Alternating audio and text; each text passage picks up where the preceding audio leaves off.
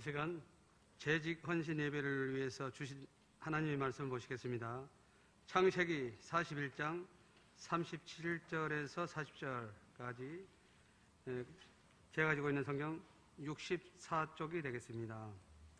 창세기 41장 37절에서 40절까지 마지막 40절은 크게 합독하시겠습니다. 제가 봉독해 올리겠습니다. 바로와 그의 모든 신하가 이 일을 좋게 여긴지라. 바로가 그의 신하들에게 이르되 이와 같이 하나님의 영에 감동된 사람을 우리가 어찌 찾을 수 있으리요 하고 요셉에게 이르되 하나님이 이 모든 것을 내게 보이셨으니 너와 같이 명철하고 지혜 있는 자가 없도다. 너는 내 집을 다스리라. 내 백성이 다 내 명령에 복종하리니 내가 너보다 40절 같이 읽겠습니다. 시작. 너는 내 집을 다스리라. 내 백성이 다 내 명령에 복종하리니 내가 너보다 높은 것은 내 왕좌뿐이니라. 네, 오늘 소개하실 강사 목사님은 이전 교회에서 유튜브나 동영으로 2번 이상씩 보시는 그 연합 활동하다 보니까 장로님들께서 늘 그렇게 아쉬워하시는 귀한 목사님 초대했습니다. 보시고 재직의 다짐을 하는 귀한 시간 되시기 바랍니다. 할렐루야. 네, 오늘 장로님 말씀 또 읽어주셨는데 요셉 이야기입니다. 시대가 혼란하고 어디로 갈 바를 알지 못할 때 항상 하나님의 사람들에게는 답이 있었습니다. 기억하시죠? 이스라엘 백성이 430년 동안 종살이를 하며 그 부르짖음, 울부짖음이 하늘에 사무쳤을 때 모세라는 하나님의 사람에게 답이 있어서 출애굽을 일으킵니다. 다니엘, 그 포로기의 그 암울하고 어두운 현장에서도 하나님의 사람 다니엘에게 꿈을 주셔서 그 민족에게 재건, 성전 재건, 성벽 재건의 은혜를 주셔서 결국 그 은혜가 느헤미야까지 이어지는 것을 보게 됩니다. 여러분, 저와 여러분들 하나님의 사람입니다. 맞습니까? 그럼 저와 여러분에게도 이런 이 시대를 향한 하나님의 어떤 주시는 메시지, 하나님이 주시는 비전이 우리 가운데도 있어야 될 줄 믿습니다. 저는 2000년부터 교회 사역을 시작했습니다. 딱 20년 되었을 때에 하나님께서 신일교회로 불러주셨고 이제 1년 조금 더 된 것 같습니다. 제가 20년 동안 교회 사역을 하면서 내내 고민하고 있던 게 있었습니다. 뭐냐면 시대는 바뀌어가고 또 급변하고 있는데 교회가 거기에 같이 반응하지 못하고 자꾸만 침체되어가는 모습을 볼 때 참 안타까운 마음이 많았었습니다. 제가 어린 시절을 생각해보면 80년대, 90년대 이때는요, 사회의 문화보다 교회의 문화가 높았습니다. 그래서 교회에 오면 어떤 신문물을 접할 수 있었고 또 진로를 의논할 수 있었고 또 비전과 꿈을 품을 수 있었습니다. 그런데 어느 순간 90년대 넘어서 지나가면서 보니까 갑자기 사회가 급변하면서 교회는 그대로 정치해 있고 또 사회의 문화는 갑자기 올라가면서 교회가 이상한 좀 동떨어진 또 시대착오적인 그런 또 어른들만 그냥 모여있는 그런 어떤 공동체가 되어가는 모습을 보면서 하나님, 시대가 바뀌어가는데 저를 다음 세대를 위해서 사역자로 부르셨다면 하나님, 요셉에게 주신 그런 꿈 저한테도 주시면 안 됩니까? 그러면서 제가 오늘 읽은 말씀이죠. 요셉이 꿈 해석을 해내잖아요. 꿈 해석을 해내는데 그 바로왕이 이 10대, 16살짜리 10대 히브리 노예의 그 말을 듣고는 이보다 더 지혜로운 자를 우리가 만나게 됐냐. 그러면서 일순간 그를 1인지하 만인 재상 자리에 올려갔다 부릅니다. 그 당시에 총리가 3명이 있었다고 하지만 정말 요셉은 일순간에 그냥 한순간에 인생이 바뀌어버린 인생이죠. 뭐 때문이냐? 하나님 주신 꿈과 비전을 잃어버리지 않고 결국은 16세에 시작됐던 그 꿈이 30세가 되던 해에 하나님께서 그를 총리로 세우시는 놀라운 역사를 볼 수 있습니다. 여러분, 하나님은 그의 백성들에게 어떤 능력을 행하고 어떤 큰 역사를 이루시기 전에 먼저 꿈을 심어주십니다. 비전이라고 하죠. 우리가 신년 벽두 이렇게 이제 시작을 하는데, 재직 헌신 예배를 우리가 신년 벽두에 하는 것은 온 교회가 하나님이 주신 꿈을 가지고 비전을 가지고 앞을 향해 나가야 하는 시기이기 때문에 그런 줄 믿습니다. 그래서 이 시간에는요, 제가 이제 우리 교회에 와서 코로나로 인해서 이런저런 사역들을 많이 또 해야 되는데 못하고 또 상황이 막혀있던 그런 시절을 1년을 보낸 것 같습니다. 그러나 이제는 올 한 해부터는 정말 하나님께 주신 꿈과 비전을 가지고 나가야 되겠다라는 마음을 자꾸 하나님이 주시더라고요. 그래서 어쩌면은 여러분들 오늘 이 시간에는 듣기에는 좀 생뚱맞은 이야기가 될 수도 있을 거고, 또 어떤 분에게는 목사님은 다 계획이 있었구나, 이런 마음을 드실 수도 있겠다라는 생각이 듭니다. 그래서 들어오실 때 들어오신 유임을 받으신 거 있죠. 그래서 오늘 이 목회 계획이라는 이 유임물을 중심으로 좀 말씀을 나누고자 합니다. 여러분, 시대는 변하지면은 변해야 되는 게 있고 절대 변하면 안 되는 게 있습니다. 변하면 안 되는 게 뭐 있습니까, 여러분? 우리가 가지고 있는 어떤 구원, 또 하나님 나라 확장에 대한 꿈과 비전은 절대 변하면 안 되는 줄 믿습니다. 그런데 변하면은 변해가야 되는 게 또 있습니다. 거기 유인물을 보시면 달라지는 세대가 변해가죠. 사회도 변해갑니다. 교육도 변했습니다. 문화도 바뀝니다. 예전에는 국어, 영어, 수학 중에 수학이 모자르면은 수학 과외를 시켰죠. 요즘은 수학 모자르면 수학 포기해버립니다. 그래도 대학 갈 수 있거든요. 많이 바뀌었습니다, 여러분. 그래서 우리 교회 안에도 어떤 큰 사역들을 우리가 많이 해오고 있지만 그 중에 변하면 안 되는 게 있고요. 교회 안에서 빨리 바꿔나가야 될 것들이 있습니다. 그래서 제가 이렇게 생각합니다.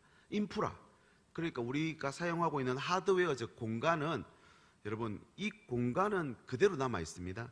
그러나 그 안에 채워져 있는 내용물은요, 계속 바꿔나가야 됩니다. 그래야지 지역사회에 복음 들고 나갈 수 있고요, 다음 세대에 복음을 전할 수 있게 된다는 것입니다. 그래서 이런 교회 사역이라고 하는 건 빠른 상황 인식을 하고 해법을 가지고 서로 소통을 잘 해나갈 때에 결국은 이 교회가 정말 구원의 방주가 되느냐, 아니면 사회에서 도태되어 가는가, 거기에 우리가 달라진다는 것입니다. 급변하는 시대입니다. 무기력, 무관심, 또 무의미, 이런 것이 우리 젊은이들을 사로잡고 있습니다. 급변하는 이 시대에 어제의 답이 오늘의 해답이 되지 못합니다. 교회가 진리에 대해서는 변하면 안 되지만 컨텐츠 안에 있는 내용들은 자꾸 바꿔가야 됩니다. 고령화, 새가족 정착, 목장 활성화, 이런 부분들에 대해서는 끊임없이 고민해야 된다는 것이죠. 100년 전 우리나라에 첫 발을 내디뎠던 선교사님들 생각해 보십시오. 그분들은 이 땅에 와서 제일 먼저 뭘 했을까요? 학교를 세웠고 병원을 세웠습니다. 왜 그랬는지 아십니까? 이 땅에 필요한 게 그거였거든요. 교회 먼저 세운 거 아니라는 겁니다. 그래서 학교를 세우고 병원을 세워 사람들에게 배움을 주고 그들의 병을 고쳐주었기 때문에 수많은 사람들이 그 섬김과 헌신에 감동해서 교회로 몰려들었던 것입니다.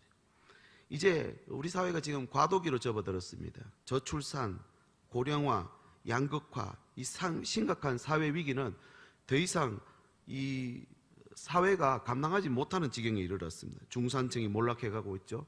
가정이 해체돼 가고 있습니다.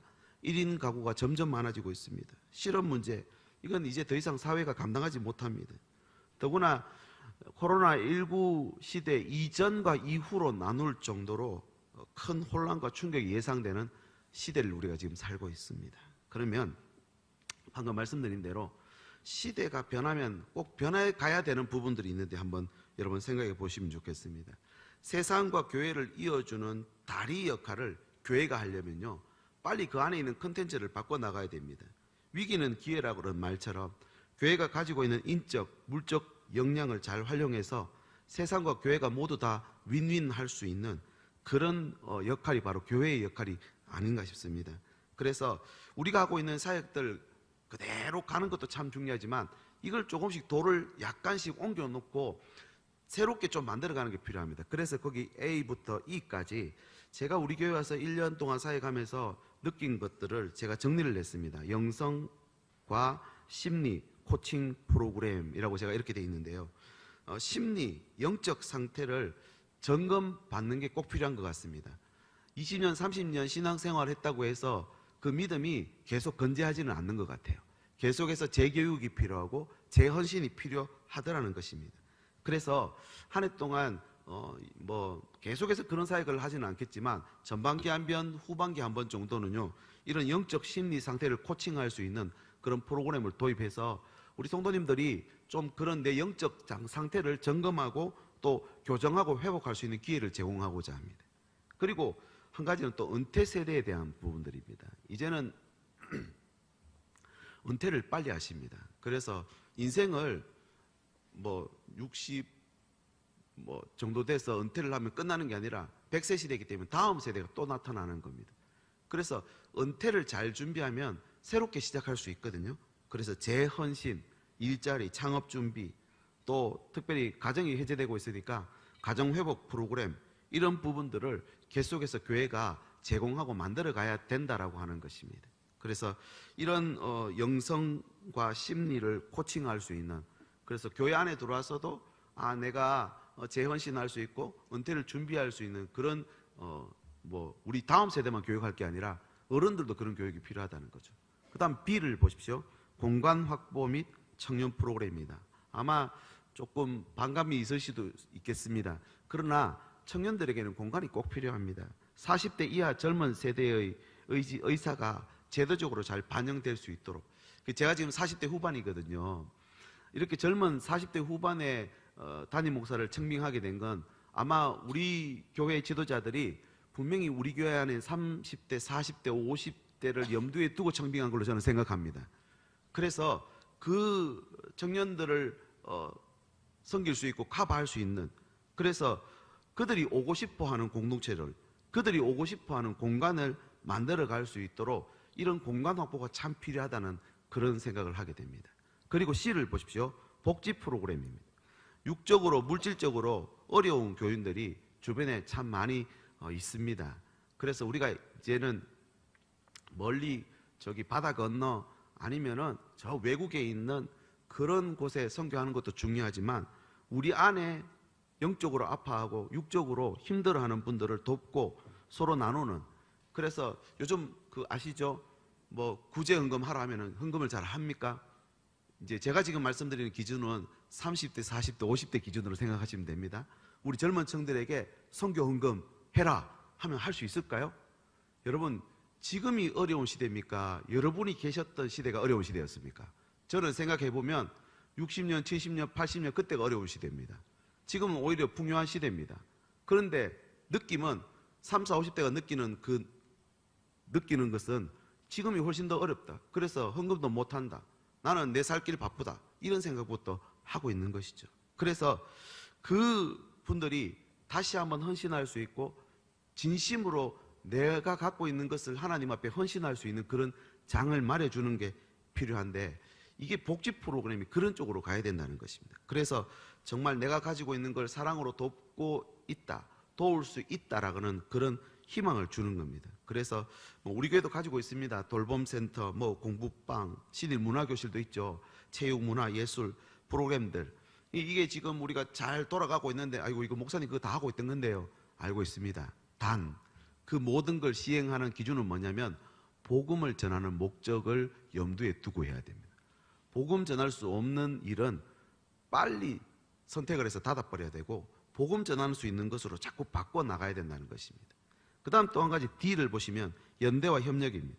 사회적 책임을 가지고 프로그램을 운영하는 건데, 다른 교회와 지역사회와 다른 교회나 지역사회와 연계할 수 있는, 기관과 연대할 수 있는, 그래서 교회가 지금 받고 있는 은혜의 그릇을 넓혀가는 게 참 중요합니다. 그래서 우리끼리, 우리 안에서만이 아니라 우리가 지금 여기서 같이 또 예배를 드리고 또 사역을 해나가지만 주변 지역사회의 인식이나 그네들의 필요가 무엇인지를 우리가 정확하게 하나님 앞에 예배하고 기도하고 헌신하는 게 필요하다는 것입니다. 그래서 연대와 협력이 필요하다는 거죠.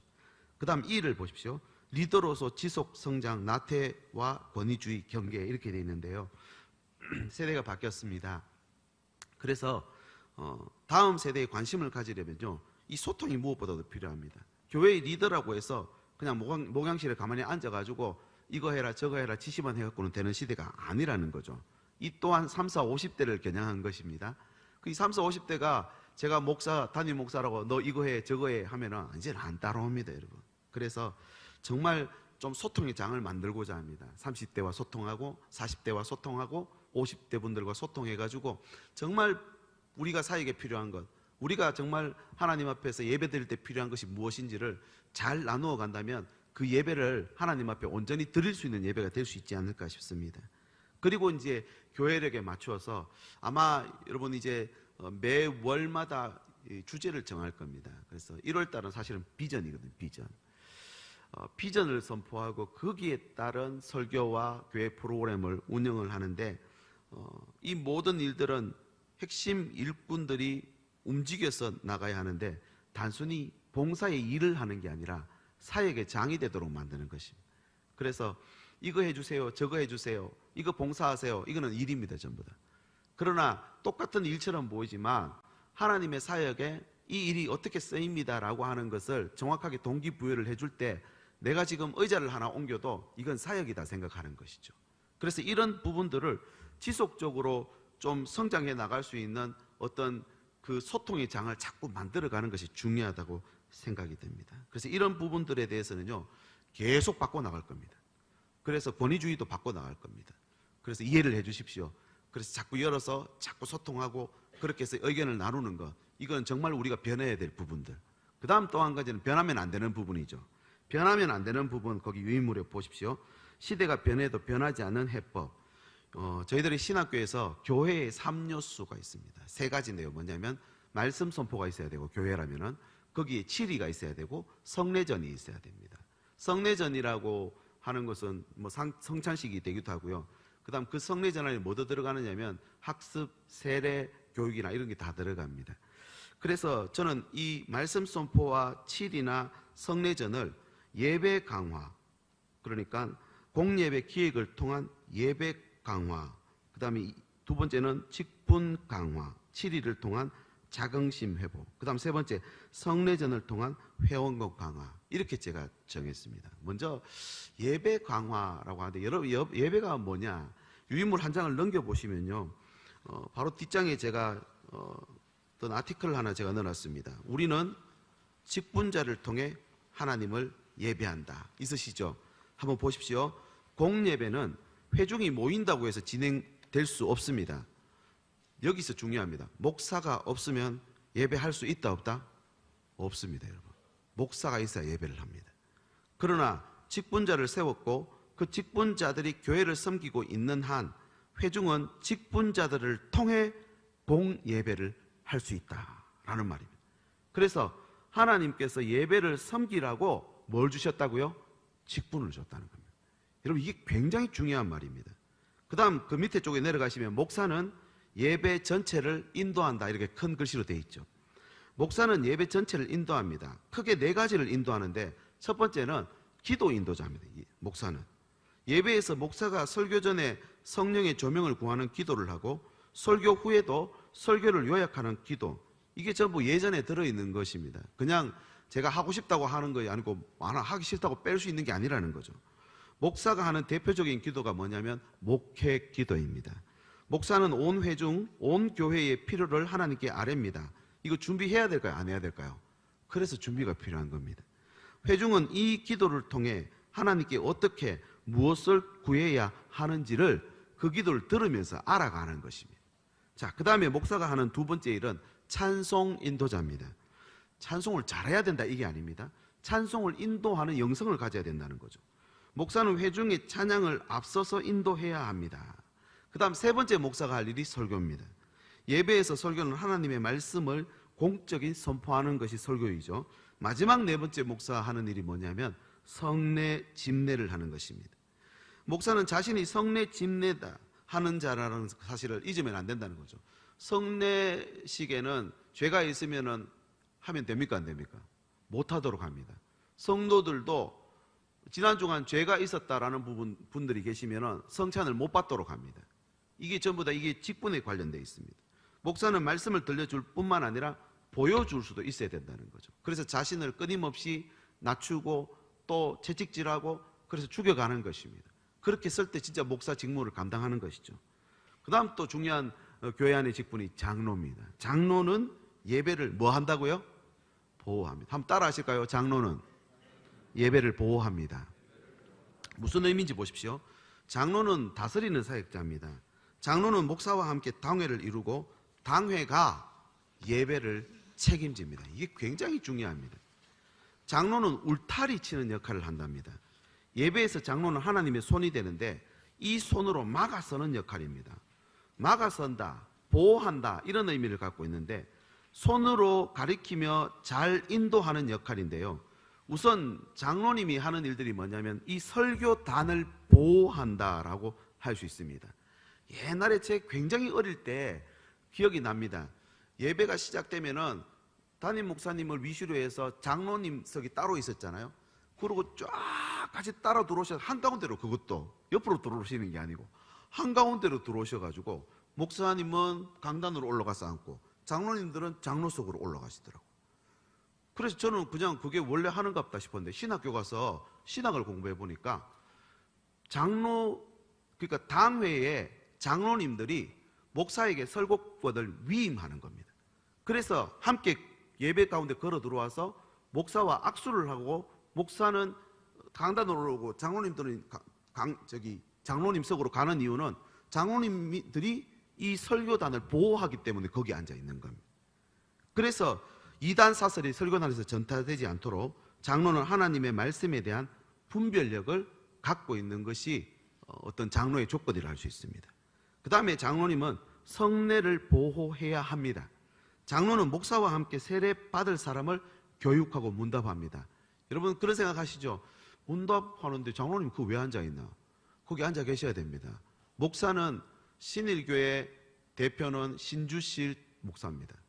신일교회 교인들의 대표는 우리 시무 장로님들이 여러분들의 대표자들입니다. 그래서 이 장로님들이 교인들의 세례 문답과 교육을 책임지게 되어 있다는 것입니다. 그러면 장로님들은 이 말씀에 대한 분별력이 있으셔야 되겠죠. 그 다음에 세 번째죠. 성례를 보호해야 됩니다. 장로님은 목사와 함께 그게 했고 마지막입니다. 마지막 장로는 성찬상을 보호해야 됩니다. 성찬상을 더럽히는 이들을 참여하지 못하도록 막는 건데요. 그렇게 성찬상을 더럽히는지 안 더럽히는지 알려면은 그네들의 생활을 아셔야 되는 거죠.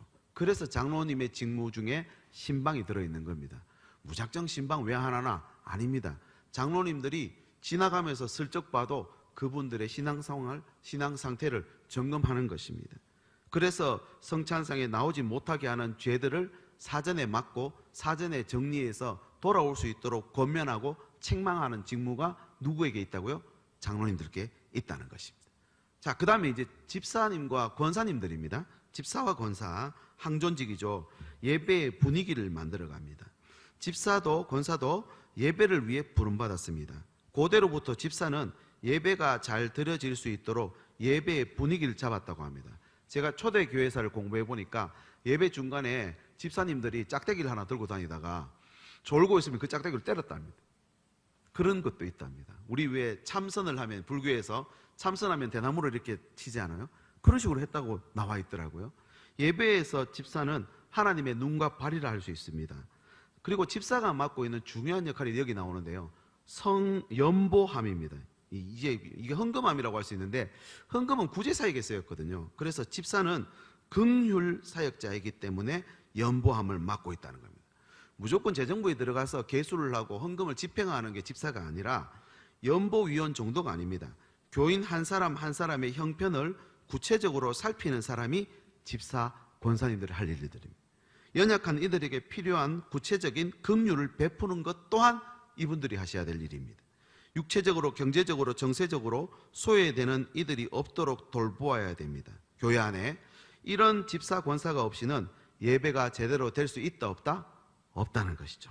마지막 정리하겠습니다. 그러면 예배 안에서 섬긴 직분자들은 예배 밖에서도 이 예배를 온전히 드릴 수 있도록 하기 위해서 회중을 계속해서 섬기는 겁니다. 그래서 목사도 집에서 교육을 하고 또 들어가든 나가든 성도들을 가르치게 되는 겁니다.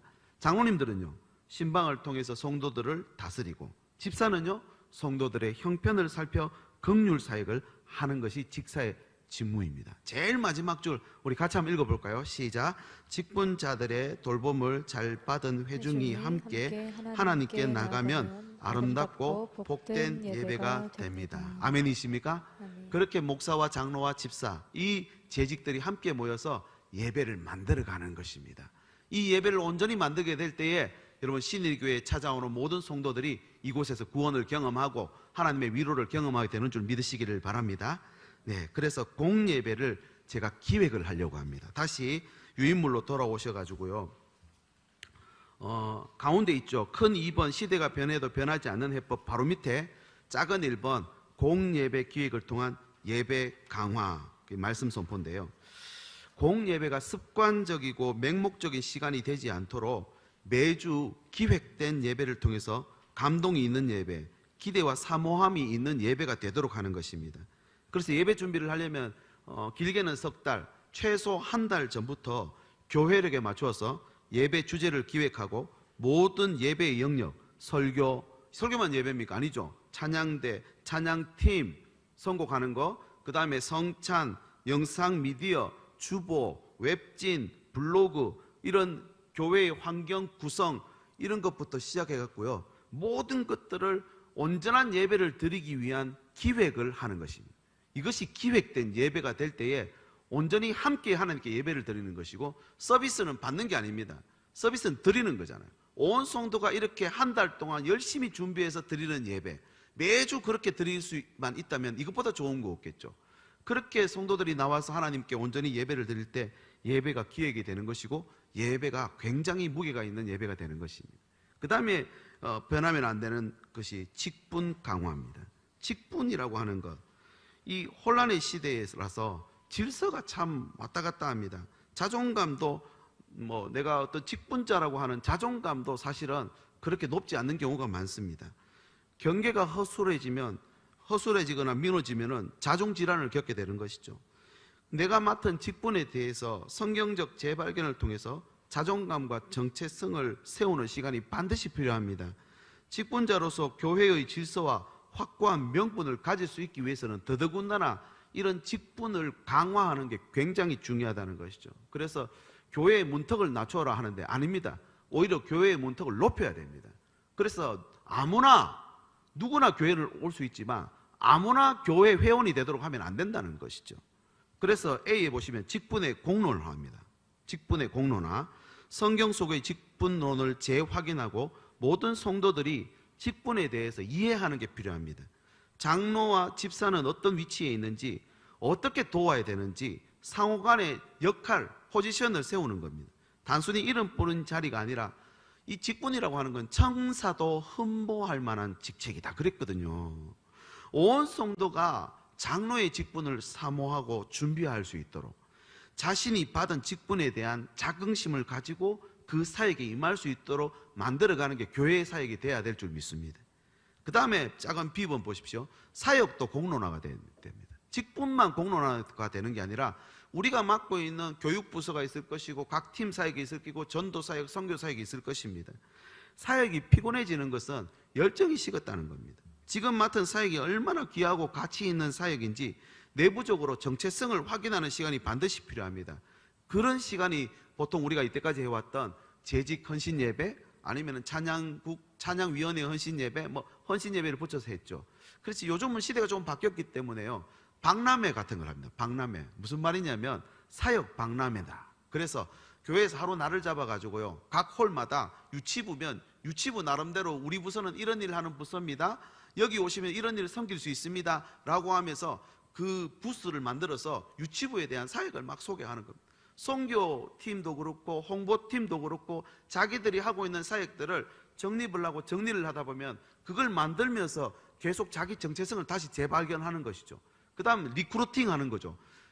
성도들 중에서 섬기고 싶고 봉사하고 싶은 사람, 그 박람회를 통해서 내가 쭉 살펴보고 내한테 은사가 있고 내가 마음이 끌리는 곳에 가서 헌신을 하고 그렇게 섬기게 되는 것입니다. 그렇게 사역의 공론화를 만들어가는 것입니다. 이렇게 서로가 서로에게 홍보를 하고 서로 이 모든 일들을 함께 가자고 하면 이분들이 철이 날카롭게 하는 것처럼 서로에게 굉장한 시너지 효과를 낼 수 있는 것을 보게 됩니다. 그렇게 직분을 또 사역을 강화시켜 나가는 것입니다. 그 다음 세 번째는 성례전을 통해서 회원권을 강화합니다. 조금 전 말씀드린 대로 누구나 들어올 수 있지만 아무나 세례교인 되게 하면 안 됩니다. 미래교회는 오히려 회원권을 더 강화시켜 나가야 됩니다. 왜냐하면 이단들이 정말 교묘하게 정말 기상천외한 방법으로 침투해 들어오기 때문에 그렇습니다. 제가 창원에 있을 때에 100명 정도 되는 교회였는데 순식간에 이 신천지가 돌아가지고 그 교회 공동의회를 딱 잡아버리니까 담임 목사 쫓아내버리고 신천지 교회 목사를 청빙해가지고 신천지 교회로 순식간에 바뀌어버리더라고요. 여러분 그런 일들이 덜어 있습니다. 그렇게 안 되도록 하려면요 아무나 교인 되게 하면 안 되는 것이죠. 그래서 스스로 교인들이 자신을 보호할 수 있도록 자정 능력을 강화함과 동시에 수평이동 교인의 무분별한 유입으로 인해서 질적 저하를 최소화하기 위한 그런 장치가 최소한의 장치가 필요하다는 겁니다. 그러면은 어떻게 하면은 이런 회원권을 강화할 수 있는가? 거기 보시면은 A부터 D까지 제가 교회 사역을 하면서 나름대로 정립한 것이 있습니다. 시작이 있으면 끝이 있잖아요. 그래서 A에 보시면요 결혼해서 어디까지입니까? 장례까지. 그리고 가정사역 매트릭스 제가 어려운 말을 적어놨는데 뒤에 거 빼버리고 결혼부터 장례까지입니다. 결혼과 장례는요 간과해서는 안 될 교회의 큰 사역입니다. 교회 내에 청년회원의 결혼 상대자가 교회 회원으로 가입되는 겁니다.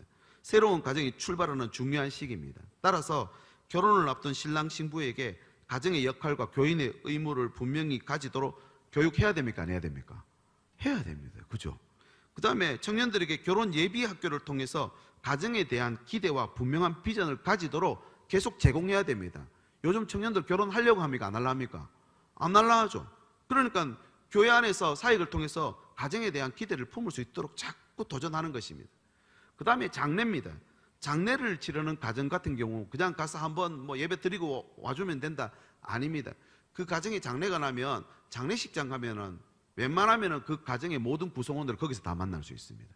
여러분 이것만큼 큰 복음의 접촉점이 있을까 싶습니다. 그래서 교회는 위로를 전하는 것 이상의 혼상 지원 사역으로 장례 지원을 아끼면 안 된다는 겁니다. 그래서 우리 예전에 있었다 하더라고요. 장례식에 가서 찬양 불러주시고 또 장로님들이 함께해서 기도도 해주시고 정말 교회가 전폭적으로 지원해서 그 가정에 복음 전할 수 있는 기회로 삼는 것이 장례라는 것입니다. 그래서 결혼해서 장례까지라고 하는 혼상 지원 사역 이렇게 만드는 겁니다. 그 다음 B를 보십시오. 부모가 교사의 헌신 자리까지. 그러니까 당장 사역에 들어오십시오. 당장 교육부를 뭘 하십시오 하면 부담이 됩니다. 그런데 이 교육부 사역 같은 경우는요 일반적으로 유아부 그러니까 아기를 낳아서 유아 세례를 주고 나서 우리 아이가 유아부에 예배를 잘 드릴 수 있도록 엄마들이 한 번씩 왔다 갔다 하다가 교사 돼버립니다. 그분들이 어떻게 됩니까? 경험 있으시죠? 유아부에 있으면 유치부 따라 올라가고요 유치부에 있다가 초등 1부, 초등 2부까지 따라 올라갑니다. 그분들이 다 교사가 되는 것입니다. 그러면 제가 생각하기는 아기가 예배에 첫 출석하는 것은 이건 엄청난 기회입니다. 그래서 제가 당의 허락을 받았습니다. 선 세례 후 교육하겠다 그랬습니다. 그래서 예배 드리러 첫 예배 드리러 아기가 올라오면 그날 그 예배 시간에 바로 세례를 줘버립니다. 세례를 주고 온 교회가 이 아이가 성인이 될 때까지 신앙의 교육을 책임지겠습니다 하고 세례를 주는 거죠. 그리고 나서 어디로 인도할까요? 유아부실로 인도하는 겁니다. 그날부터 그 아이의 엄마는 유아부 교사가 되는 것이죠. 그렇게 유아부에서 부모가 교사의 헌신의 자리까지 들어가도록 이 유아 세례 주는 것은 굉장히 중요한 사역의 하나라고 할 수 있습니다. 그래서 미래의 중요한 교사 자원들이다. 그래서 아기를 낳아서 첫 예배 왔다. 그러면 여러분 두 손 두 발 들고 환영해 주십시오. 이분은 장래에 우리 교회에 굉장히 귀한 교사 자원이다 생각하시면 되겠습니다. 그 다음 C에 보시면 유아 세례에서 입교까지 이렇게 되어 있습니다. 일반적으로 초등 1부에서 고등부까지를 한 그 교육부서라고 생각을 합니다.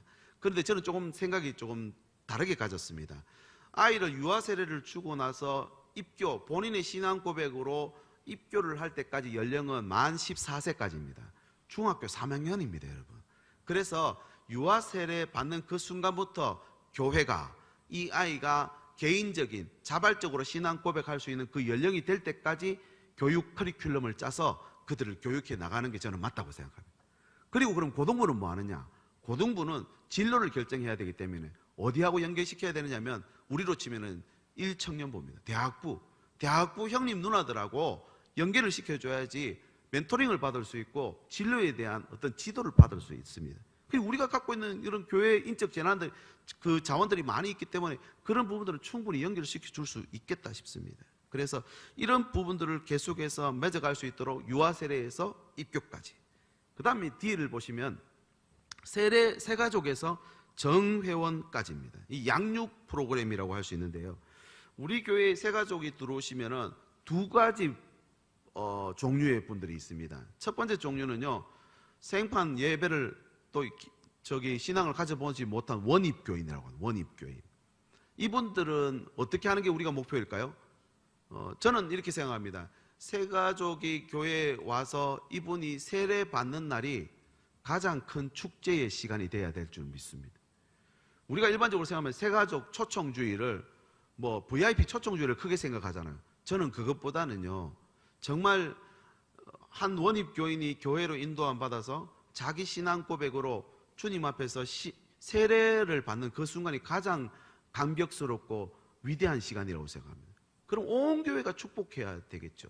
그래서 이 원입교인을 특별하게 우리가 세가족 교육을 해야 되는 거죠. 그 다음 또 한 트랙은 뭐냐면요, 요즘은 수평이동 교인들이 많습니다. 여기 냉천지구, 덕천지구에 지금 냉천지구 2,500세대, 덕천지구에도 몇 세대쯤 들어옵니까? 엄청나게 들어오잖아요. 우리나라 인구가 900만 명이라 했는데 그러면은 5명 중에 1명은 예수 믿는 사람인데 그 사람들 여기 들어와서 뭐 저기 이사 오면은 교회부터 찾지 않겠습니까? 그러면 여기 이제 입주되려면 한 3년에서 5년 걸린다고 하는데 그동안 우리가 열심히 준비하는 겁니다. 그래서 교회에 들어와서 함께 사역할 수 있는 장들을, 그릇을 만들어 놓으면 충분히 함께 하나님 나라 위해서 달려갈 수 있겠다 싶은 그런 비전과 꿈이 생기더라고요. 그래서 원입교인은 원입교인대로 세가족 교육을 하고, 그 다음에 수평 이동에 오시는 교인들은 빨리 그분들이 사역할 수 있는 사역의 장을 빨리 만들어 드리는 게 필요합니다. 그분들에게 교리 교육은 필요 없거든요. 그래서 그런 뭐 두 가지 방식으로 진행을 해야 되지 않는가 싶습니다. 이렇게 크게 세 가지입니다. 공예배, 그 다음에 직분을 강화하고 회원권을 강화하는 것. 이 세 가지를 제가 뭐 한 올 안에 전부 다 이렇게 만들겠다. 그럼 굉장히 급진적이 되겠죠. 제가 최소 3년에서 5년 정도를 내다보고 온 교인들과 함께 소통하고, 그래서 우리 또 사역자들과 또 우리 함께 할 수 있는 우리 직분자들하고 잘 소통해서 그림을 만들어 가볼 것입니다. 그래서 이렇게 세워 나가면은 하나님께서 원하시고 기뻐하시는 일들 감당할 수 있습니다. 이렇게 교회가 안정이 돼가고 뭔가를 할 수 있으면요, 그때 전도와 구제가 가능하고 그 다음에 국내외 선교로 이어지게 되는 것이죠. 저는 학부를 대학 4년을 선교 언어학과를 나왔습니다. 선교의 제일 큰 어떤 중요한 단어가 뭐냐면 접촉점입니다. 상황화. 그러니까 그 사람들에게 맞도록 눈높이를 맞춰주는 게 필요합니다. 그래서 국내 선교 같은 경우는 미자리 교회들이 잘 자립할 수 있도록 자주 찾아보고 자주 또 소통하는 게 필요합니다. 그래서 그분들이 현재 기도 제목 뭔지 공적 모임이나 지면을 통해서 알려주는 게 필요한데, 제가 지금 생각하기로는 국내 선교와 해외 선교 우리가 돕는 어떤 선교사님들이나 또 미자리 교회 같은 경우는요, 우리 교회 1층 로비에다가 어떤 진열대를 만들어 놓고 그분들의 기도 제목을 계속해서 거기다 차곡차곡 파일에 넣어 놓는 겁니다. 그러면 우리 성도들 중에 누구든지 내가 어떤 선교사님의 근황을 알고 있으면 그것 빼가 보면 되는 겁니다. 미자리 교회 가서 보면 되는 겁니다. 그렇게 해서 자꾸만 함께 사역을 만들어 갈 수 있도록 공론화시키는 것이 중요하다 싶습니다. 마지막 3번을 한번 보시죠. 제일 밑에 정도를 걷는 것 이렇게 되어 있습니다. 온갖 방법 다 동원하고 머리 쓰고 지혜를 동원해도 정도를 따라잡을 수가 없습니다. 정도가 뭡니까? 여러분, 교회 사역은요, 변하면 안 되는 거 이거 붙잡아야 되는 줄 믿습니다. 그래서 저는요, 설교가 제일 중요하다 생각합니다. 제가 설교 못할까 봐 다른 거 보는 것도 조심하고 가는 것도 조심하고 그러다가 지난번에 지금 2주간 제가 격리되는 거 아닌가 싶은 생각이 들기도 하는데 어쨌든 설교하고 목회하는 게 이게 제일 중요한 거라고 생각합니다. 여기서 틀어지면 다른 거 암만 해봐야 소용 하나도 없습니다. 그래서 여러분 우리 직분자들이시잖아요. 다 그 생각을 하셔야 됩니다. 여러분에게 제일 중요한 게 무엇입니까? 예배입니다. 온 교회가 예배를 만들어가고 직분자를 세워가고 그 안에서 하나님께 온전한 예배를 드리면 거기 하나님 성령의 기름 부어주십니다. 성령 기름 부어주셔서 한 사람만 거기서 깨어나버리면요, 여러분 이 땅을 부흥시키는 엄청난 하나님의 도구로 쓰임받게 될 수 있는 줄 믿으시길 바랍니다.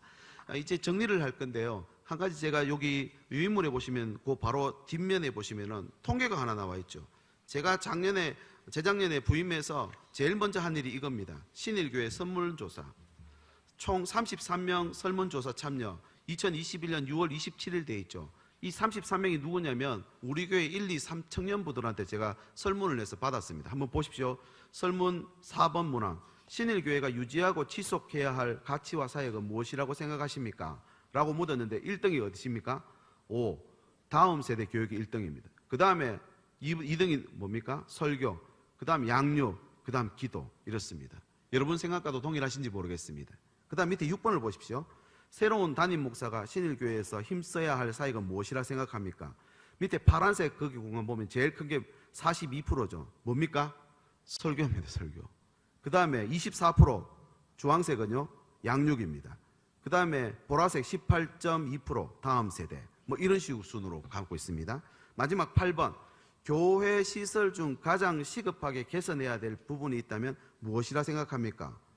거기 3번에 뭐라고 되어 있습니까? 소그룹 모임 공간이 부족하다면. 이건 이제 청년들한테 물으니까 그렇습니다. 그래서 제가 아까 청년 공간을 말씀드린 겁니다. 그 다음에 두 번째, 부서 예배실도 부족하고요. 그 다음에 기타가 있고요. 본당은요, 제일 끝에서 두 번째밖에 안 되더라고요.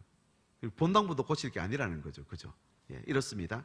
그 다음에 우리 제가 목장 리더들에게도 설문조사를 받았습니다. 화면을 한번 보십시오. 신일교회 설문조사 결과 목장 리더 26명 중 성별 구성, 파워포인트 띄워주시죠. 목장 리더의 연령대 그거 말고요, 신일교회 설문조사 결과, 네, 목장 우리 리더들에게도 물었는데 신일교회가 유지하고, 네, 5번으로 가시죠. 5페이지로. 그 다음 신일교회가 유지하고 지속해야 할 가치와 사역. 네, 보이시죠? 제일 첫 번째 다음 세대 사역. 이게 목장 리더도 동일합니다. 그 다음 두 번째는 설교, 세 번째 양육, 네 번째 기도입니다. 그 다음에 7페이지로 가봅시다. 7페이지. 네, 7페이지 가면 사역자들이 중점적으로 해야 할 사역은 무엇입니까? 라고 우리 목장 리더들께 물었더니 제일 첫 번째 뭡니까? 설교입니다. 그죠? 그 다음 두 번째는요, 양육, 세 번째 다음 세대 사역, 네 번째 기도.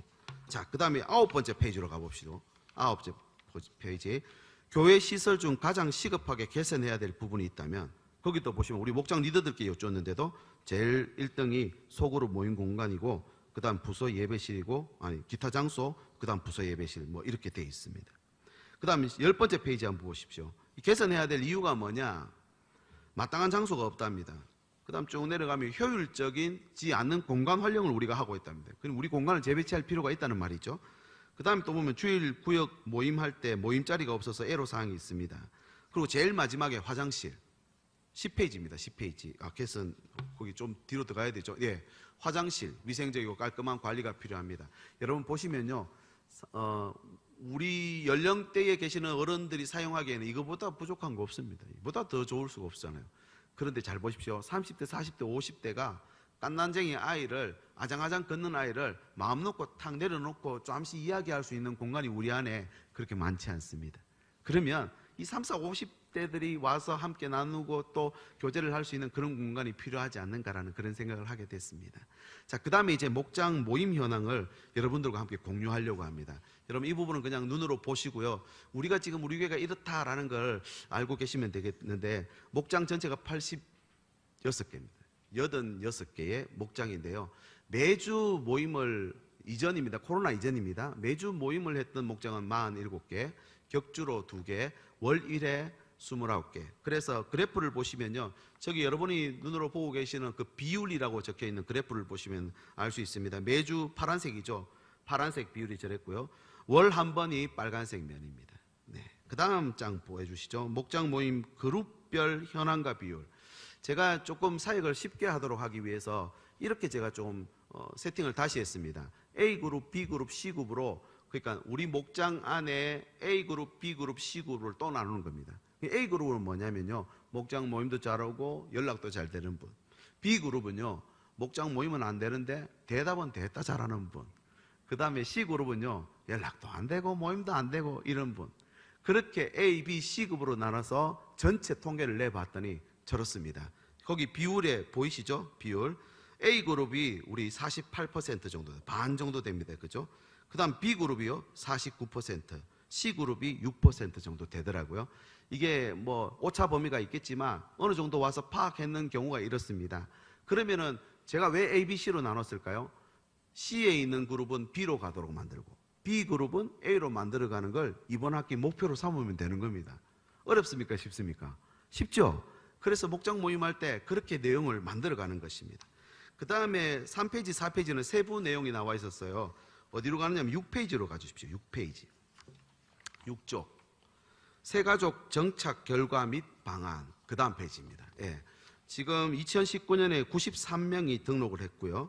그 다음에 2020년에 17명이 등록했고, 올해 2021년 26명이, 올해가 아니네요. 작년이네요. 26명이 등록하셨습니다. 코로나 여파가 있기는 있습니다만, 이전 19년 자료를 보면은 93명이 등록해가지고 원입 비율이라고 되어 있는데, 아까 말씀드린 세례받아야 될 교인입니다. 그분들이 한 60% 정도 들어오는 거 보면 우리 교회 굉장히 건강한 교회입니다. 수평 이동이 보통 요즘은 90% 가까이 됩니다. 원입 교인이 10%밖에 안 됩니다. 그런데 우리 교회는 지금 60% 가까이가 원입 교인들이 들어온다는 건 정말 전도 열심히 하고 우리 교인들이 삶을 잘 살고 있다라는 걸 제가 보면서 되게 감동을 많이 받았었습니다. 자, 그 다음에 보시면요. 9페이지를 가보시죠. 9페이지. 2021년 신방보고 이렇게 되어 있습니다. 여러분, 이건 참고로 한번 보시기 바랍니다. 2018년, 2019년 말까지 우리 교회 4분의 예전도사님이 계셨고 4명의 또 지구사역자가 있었습니다. 2020년 말부터 2021년 작년까지 2020년 말부터 이제 조금 이제 사역자들이 좀 변경되면서 작년에 우리 여전도사님 2분 계셨거든요. 그리고 남자 사역자들이 또 있었고요. 그러니까 결과적으로 8분이 하던 사역을 6명이 감당을 했는데, 저기 지금 신방 보고라고 해서 글씨가 있죠. 전체라고 되어 있는데 2021년에 958건이죠. 저건 교적에 실제로 신방을 하고 건수를 적어서 타이핑해서 넣는 건수가 958건입니다. 그럼 그 이전에 뭐 코로나 이전에 정상적인 상황을 보십시오. 2019년에 539건이 있죠. 그러니까 4분이 사역해서 열심히 신방한 것보다도 작년에 전화나 또 방문을 제대로 못했기 때문에 전화로 신방을 하고 그분들의 사역을, 그분들의 이제 삶의 내용을 공유하고 사역자들끼리 교적에 입력을 하고 했던 내용이 저만큼 됩니다. 그래서 여러분들 참고로 한번 봐주시고, 또 사역자들이 신방을 더 좀 할 수 있도록 자꾸 옆에서 제보를 해주시는 게 필요합니다. 이 가정도 신방이 필요하고 저 가정도 필요하고 저기 지금 무슨 수술을 한다던데 저기 지금 가정 형편 어렵다는데, 이걸 여러분들이 자꾸 제보를 해주셔야 됩니다. 그 다음 장 봐주십시오. 삼중 돌봄이라고 해서 저기 하트로 되어 있는 게 이제 성도입니다. 성도가 어떤 기도할 제목이 발생한 겁니다. 수술을 하거나 아니면 병원에 입원하시거나, 그럼 최초 누구한테 연락하는지 보십시오. 누구한테 합니까? 1번 밑으로 쫙 꺼져 있죠. 목장 리더한테 합니다. 그럼 목장 리더가 받아서 오른쪽으로는 사역자들, 그러니까 지구 사역자에게 제보를 하시고, 또 한쪽으로는 어디로 하느냐면요, 목장 담당을 하고 있는 우리 지구 담당 장로님과 신방권사님 이름 다 받으시죠? 여러분 다 알고 계시죠? 그분에게 문자로 드리면 됩니다. 누가 이렇다더라 하고 제보를 해주시면 됩니다. 그렇게 하면은 저한테까지 연락이 오지 않습니까? 그러면 이제 일단은 삼중 돌봄이라 했으니까 목장 리더와 그 다음에 사역자와 그리고 지구 담당 장로님과 권사님이 3중으로, 그래서 숫자 4라고 되어 있는 것은요, 저 연락을 받은 사람들이 4번째는 어디로 연락을 주는지 보십시오.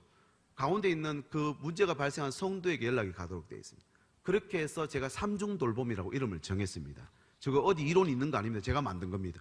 그래서 한 분이 어려움이 됐을 때 이분을 케어하고 이분들에게 관심을 가지고 전화를 할 수 있을 것이고 문자를 드릴 수 있을 것이고 직접 방문할 수 있을 것이고 어떤 뭐 키트를 보내줄 수 있을 것이고 충분히 할 수 있는 일들이 요즘 참 많이 있거든요. 그래서 우리 성도들 가운데 누군가가 한 명 상황이 발생했다 그러면은 빨리 목장 리더가 주변으로 상황을 전파를 해가지고 한꺼번에 그분에게 케어가 들어갈 수 있도록, 그래서 이런 삼중 돌봄을 만들어가자, 이게 저의 올 한해 목표입니다. 그래서 우리 성도들이 함께 이 모든 부분들을 협력을 하고, 뭐 그걸 이야기한다고 해서 내가 뭘 다 담당하는 게 아닙니다. 교회에서 알게 되면요 같이 이 일들을 감당할 수 있기 때문에, 그렇게 돌봄을 받게 되면요 교회에 관심을 가지고 정착을 하기에 정말 어떤 유익하고 또 도움을 받게 되는 것 아닌가 싶습니다.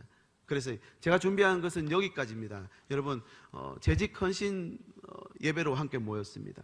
여러분, 우리는 함께 가는 겁니다. 같은 말, 같은 마음, 같은 뜻으로 같은 열매를 맺으라고 우리를 신일교회 재직으로 불러주셨는 줄 믿으시기 바랍니다. 그래서 관중이 되면 안 됩니다. 선수가 돼야 됩니다. 선수가 되려면요 사역에 관심을 가지고 자꾸만 가까이 나올 수 있도록 해주시면 좋겠습니다. 그래서 많은 분들이 내가 뭐 능력이 없는데 은사가 없는데, 아닙니다. 얘기를 해주시면요 그런 사역의 장들은 얼마든지 펼쳐져 있습니다. 그래서 우리 여자 전도사님들이 하시던 사역을 지금은 남자 목사님들이 하고 있거든요. 아마 접근하기가 쉽지 않을 거라는 생각을 하고 있습니다만, 여러분 조금만 더 용기를 내주시고 함께 이 모든 부분들을 감당할 수 있으면 좋겠습니다. 그래서 제가 서두에 말씀드린 이 목회 계획들을 계속해서 추진을 하고 또 기도를 하면서 영적으로 또 육적으로도 일꾼들을 자꾸 찾아다닐 것입니다. 그래서 마음을 열어주시고 또 얘기를 해주시고 또 지원도 해주시고 기도도 해주시면 이번 한 해 정말 주님이 기뻐하시는 놀라운 이 사역 있잖아요. 내 백성을 위로하라. 위로하는 사역 넉넉히 감당하게 될 수 있는 줄 믿습니다. 제가 기도하겠습니다.